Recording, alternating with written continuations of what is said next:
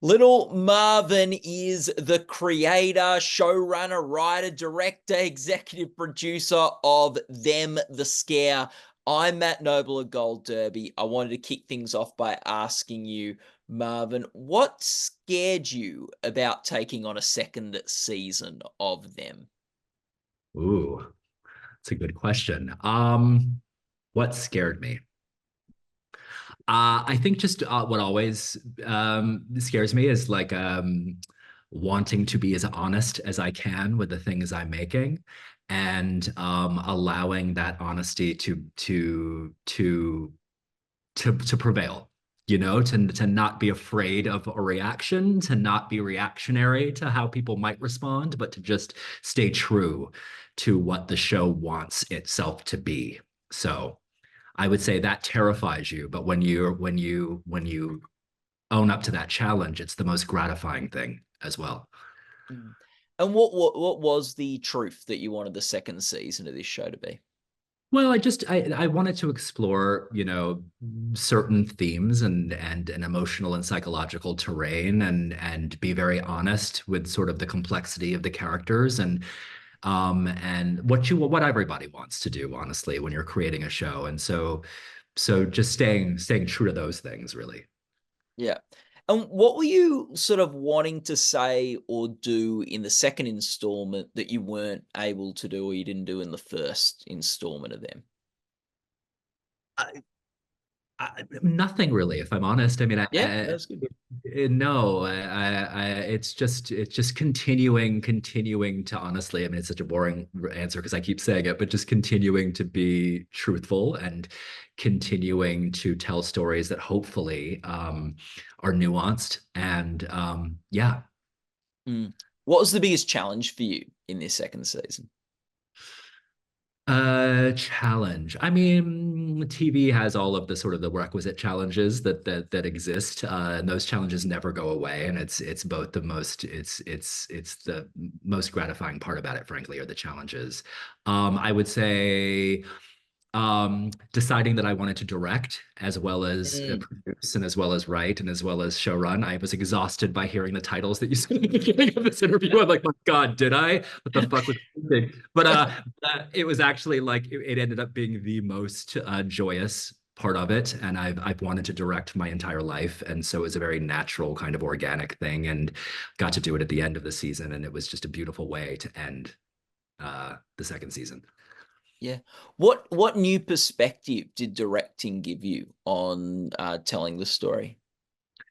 It's a full body sport, and it's the most I don't know how to write it, frankly, unless I can see it. It's always been that way for me. I'm a very visual writer and a very visual reader, and so I like to give you the experience of seeing it on the page, to the point where like I maybe I break some cardinal. There's some cardinal sins that I've heard other writers say, you do that. Like, I'll write, I write the things I want. I write a dissolve. And if I want to dissolve, I'll write the fucking dissolve, even if you tell me not to, because that's what I want. I meant it. If I write a fade or I want to slam, those things are emotional, and they also tell you visually like what to expect. And so I found I was always giving myself clues visually, even in the writing. And so I would say to be on the other side and to give myself the frames that I imagined as I wrote it. That was just like, it was so cathartic because there was no sort of middleman there. It was just like a very streamlined process. Yeah. And the episode you direct, One of Us Is Gonna Die Tonight, there's sort of red filters and like the aspect ratio shifts and all this sort of stuff. So what was the thing that was most fun for you directing that episode? I mean, all of it, man. But what you said, as a cinema nerd and and a lover of all things cinema, it's just to come with so many references. There were so many things when you say the red, when I think of red, I think of Dario Argento, and there was certainly like those were visual images in my head. The aspect ratio, I've always loved 4:3. That's like one of my favorite ratios because it really focuses. I think there's an intentionality to it, and it focuses your eye in, and you have to be very I don't know. I think you always have to be deliberate, but there's a particularly what it does to the close up, it just magnifies everything. And I tend to love a center punched kind of image where you're just living with a face. And so I knew I wanted this episode to feel kind of claustrophobic, but also cinematic. And so that was the intention anyway. So all of those delicious things. And I think also nothing is more gratifying, frankly, than working with an actor and to get to direct Pam Grier in the first thing I ever directed was just phenomenally, just a gift. Yeah. Yeah. Can you take us to like a moment that you thought was just particularly special or magical directing from that Uh, episode? Absolutely. And I would say in the spirit of talking about Pam, there's a moment in the episode where Athena, Pam's character, sort of unburdens herself of a lifetime of secrets that she has kept from her daughter and really kind of kept from herself in denial. And she lets it, it's called this, in my head, I've been calling it the stairwell moment. And so I knew it was a big moment. It was a lot of, it was a monologue and it was a couple of pages worth of monologue. And I knew I wanted it to be in a oneer and I wanted it to be extremely intimate. And I didn't want to leave her face and I didn't want to edit around it. I wanted to really live with that entire moment in a single shot. And Mm, so it's a big sense of responsibility to the actor. Luckily, you've got Pam Grier at the center of the frame. I think mm, the thing about Pam is everybody knows she's a kick-ass, badass. Like she's just in terms of her action, like everyone knows she's iconic for those things. I think what sometimes people don't necessarily know is that she's a phenomenally gifted actor and she's so emotionally available. And so to sit there, I mean, you could hear a pin drop on the soundstage that I will never, I get chills because I will never forget it for as long as I live. Just her delivering that entire thing in a oneer and never breaking. And it's kind of miraculous when you see an actor just sort of like emotionally lose themselves in a moment with that in a single take. So that moment for me was a true like once in a lifetime kind of thing. mm. With writing and directing horror, where does the fear come from for you? I mean, I think the thing about horror that gets a bad rap, or at least people don't talk about enough, is just how deeply human it is. I think that the human components of horror have always been the elements that I care about the most. I love to see characters like we all do. I love to see characters that are emotionally complex and who maybe test my allegiances. Sometimes I love them, sometimes I hate them. And then what happens if something otherworldly comes into when I've already invested in the character, and then you're going to give me something that's so unnatural, then I'm 1,000% in. So I've always loved horror's ability to be deeply, deeply human, you Yeah. know. And how can horror maybe speak to broader themes in society and the world? I think that it's kind of like I always think it's kind of horror genre in all genre kind of thrillers, science fiction. They all have this wonderful ability to almost slip the medicine in. It's like when you put a pill inside of like a piece of cake and you give it to the person, like they don't know they're getting the medicine because the cake is so yummy. That's Mm, what horror and genre in particular really do for me. Like because it's pulse pounding, because it keeps you on the edge of your seat because you're terrified. It's a thrill ride. But mm, then you can sort of subversively sneak in these other things, this other kind of social, whether it's a social issue or whether it's just emotional and psychologically rich. Um, I've always loved genre's ability to do that. yeah. What was something that you were wanting to say this season on the show or speak to, like a broader sort of issue or theme, like the medicine you were sneaking in? Yeah, I'm not so sure that there was one sort of theme. I would say that I certainly hoped or endeavored to make something that that showed you the duality in people. Like when I particularly when I think of well, all of the characters really, they exist on a kind of a spectrum of things. And Edmund is one of those characters. Like I knew that I wanted that character to engender a certain level of empathy and compassion, Mm, and that like even as you're sort of like like hating the choices he's making and maybe terrified by the decisions he's making, that if you also felt something for him and about him, then it would work. And so mm, I think that terrain was something that I really was hoping anyway to sort of to do to that you felt the duality in each of the characters. Mm. Was there a moment, Marvin, where you like knew you wanted to make films and tell stories? Yeah, forever. Yeah. I mean, like What truly, yeah. yeah. What was the thing that like drew you into that and that forever made you want to do this and be part of this form of storytelling? I think I had just had my own imagination and my world rocked by so many amazing stories since I was a kid. I mean, it started on the page, it started with books and my Mm. love of Stephen King, who was like, who just sort of like literally owned my imagination as a child.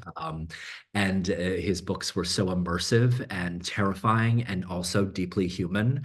And so that was the first sort of entry point into storytelling. And then I would just say TV. I mean, I distinctly remember I would sit with my mom. We were talking about this actually recently. Like I was the freaking nerd who would like literally read the end credits to every TV show, and I would like look at like the vanity cards and be like, who's the production company? Like I was such a fucking nerd, but like I loved it. Like I loved it from the time I was a kid. And luckily I had a mom who like allowed for that rather than turning it off, was like could see there was something about it that I really truly loved.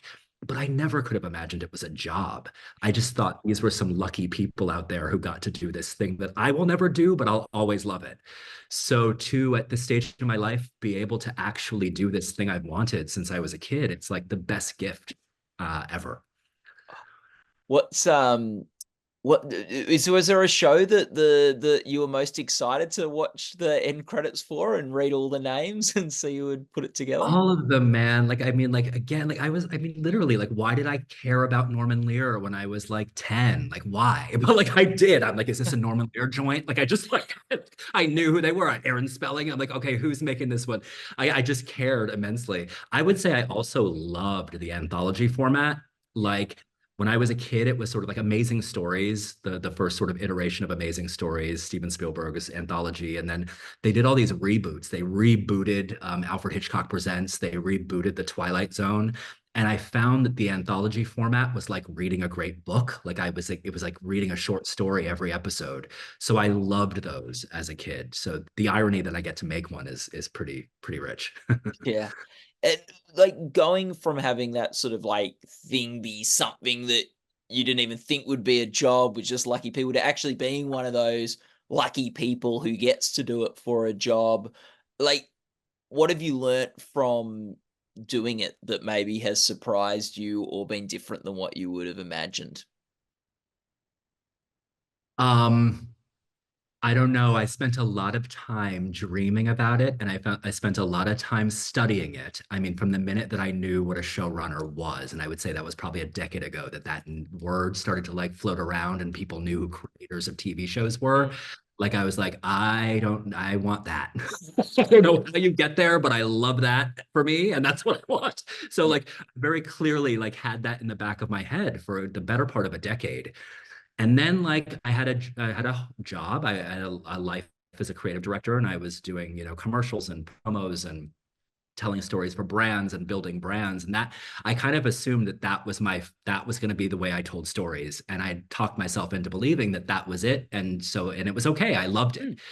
But then I turned around, I would say like 5 years ago, and was like, yeah, but like that's great, but you also really wanted to tell stories like this. And so what a surprise it's been to get to actually do it. Have you what have you learnt from working on them? I mean, way more things than I can even say. I mean, I think, I mean, TV is the ultimate like team sport. And Mm. I think that part of the job, part of the wonderful part of the job that I absolutely love is getting to corral a team of visionaries together and kind of like get everybody focused on a central vision. There's nothing that's more gratifying to me than seeing, because they're geniuses. I mean, these people are, whether they're production heads, the actors, the writers, everybody's brilliant at what they do. Mm. And so my job sort of is just to corral this insane group of geniuses together to like tell one story. And when it's clicking and when you can feel that kind of thing with a group of people, people, it's the most miraculous. It's the part I love the most. So I think like that learning how to do that and how to create an environment through which people can do their best work, hopefully, is the thing I've been learning and wanting to continue to learn. Yeah. So you said you were like you've worked in commercials and used to be marketing executive, all that sort of stuff. So for them, the scare, how would you market that? What would be your hook to get people into? Damn. Luckily, I don't have to do that job anymore. So I don't do that anymore. Fair Nah. enough. Uh, what? So maybe to reframe it and not make you do your old job again that you've moved on from. What do you think is special about this season and this story of the scare? Yeah, I suppose what the ambition of it anyway was that the title presupposes some things. The title presupposes that it is going to be scary, which is both a gauntlet to myself and to our team, but yeah, a promise, obviously, to the audience. But it also has myriad kind of there are myriad definitions of what the scare is to me. Yes, there's the horror component, but there's something very emotionally scary about the journey that Edmund is on and the journey that Dawn is on. And so I think there's all kinds of layers to what the scare actually means. And my hope anyway, the ambition of it was that, we can pick apart those layers and kind of get inside of the horror and feel something, yeah. you know. Well, Yeah. the first episode he goes for an acting audition, and that's a pretty scary prospect and things like that. Listen, that's entirely autobiographical, if I'm being Yeah, very honest. yeah, I was that out of work actor for many years. yeah. Um, that audition is not a lie. I remember it was a different time. It was a different time in the late 80s and early 2000s. Like there were not a lot of roles. Mm. And so you can imagine me showing up to play a gangbanger, how that would have gone down. It just wasn't happening. So there was a lot about that audition is very triggering for me. It might be the scariest thing in the whole show. Yeah, I was gonna say, there's some pretty horrific stuff in the scare, but maybe if that was reliving an experience for you, that was probably the worst. And yeah, you're right about the ambition because it's called the scare, not a scare. So, this is, yeah, so no, very good. Well, little Marvin, it's been so great to chat today. All the best of luck for the Emmy Awards for them, the scare. People can go to goldderby.com to follow the race and just little Marvin, it's been so lovely to chat and it's been a Thank you, blast. man. I appreciate you. Thank you for having me.